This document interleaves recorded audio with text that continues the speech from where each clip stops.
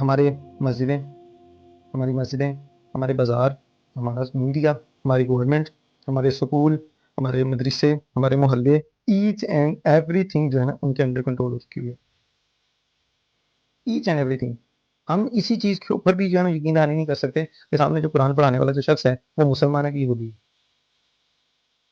ہم اپنے دین سے اس قدر دور ہو چکے ہوئے ہیں کہ ہم پہچان کرنے کے لائق بھی نہیں ہیں کہ سامنے والا جو بندہ ہے وہ مسلمان ہے کہ یہودی ہے. کئی واقعات ایسے سننے کو آئے، کئی واقعات کہ 25 سال ایک مسجد کی امامت کرتا رہا، بعد میں پتہ چلا وہ یہودی ہوا ایجنٹ نکلا. کتنی شادیاں اس نے پڑھائی ہوگی یار، کتنے نکاح اس نے پڑھائے ہوں گے، کتنے جنازے اس نے پڑھائے ہوں گے، وہ مسلمان ہی نہیں تھا. ہمیں بعد میں پتہ چلتا. اس کی وجہ پتہ کیا ہے؟ ہمیں خود ہی حقیقت کی پہچان نہیں ہے. ہم کیسے کسی حقیقت کی پہچان کریں گے؟ میں ایک واقعہ آپ کے سامنے پیش کروں. سلطان صلاح الدین ایوبی کے دور میں نا ایک مسجد کے اندر ایک خطبہ دے رہا تھا ایک شخص. سلطان صلاح الدین ایوبی کا جو وزیر ہے نا اس نے جو ہے وہ خطبہ سنا اور بڑی ہڑبڑاہٹ کے اندر سلطان صلاح الدین ایوبی کے پاس آیا. اس کو آگے کہتا ہے کہ جی میں نے بڑی عجیب بات سنی، معاملہ بہت خراب ہے.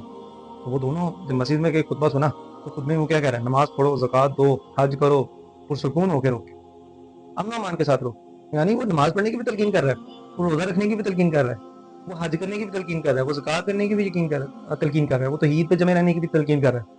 سارے وہی کام کہہ رہے ہیں جو ایک مسلمان کرنا چاہیے. لیکن اینڈ پہ وہ پتہ کیا کہہ رہا ہے؟ امن و امان کے ساتھ رہو، لڑائی جھگڑا نہ کرو.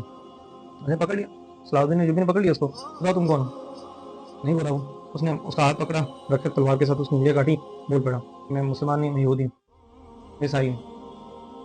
کیا تھا؟ ایمان. جو امن امان والا فیکٹر ہے نا وہ جہاد کے کرسپونڈنگ بولا اس نے. لڑائی نہیں ہونی چاہیے، بس امن و امان کے ساتھ آپ کرتے رہو جو کرنا ہے آپ نے، کوئی مسئلہ نہیں. عیسائیوں کو، یہودیوں کو بھی ہم سے کوئی مسئلہ نہیں ہے. تو کہیں گے نماز پڑھنی ہے پڑھو، آپ نے زکوٰۃ دینی دو، روزے رکھنے رکھو، لیکن آپ نے ڈومیننسی کی بات نہیں کرنی. مطلب آپ نے تسلط قائم کرنے کی کوشش نہیں کرنی، دین کو نافذ کرنے کی بات نہیں کرنی. جہاں پر آپ دین کو نفاذ کی بات کریں گے آپ کو پکڑیں گے، وہ سائڈ پہ کر دیں گے. چپ کر کے مسجد میں بیٹھ کے نماز پڑھنی پڑتے رہو، لیکن آپ نے ڈومیننسی کی بات نہیں کرنی. ڈومیننسی کی بات کریں گے آپ کو پکڑ کے سائڈ پہ کر دیں گے. ان کا سسٹم اس طرح کا اسٹرانگ ہو چکا ہوا.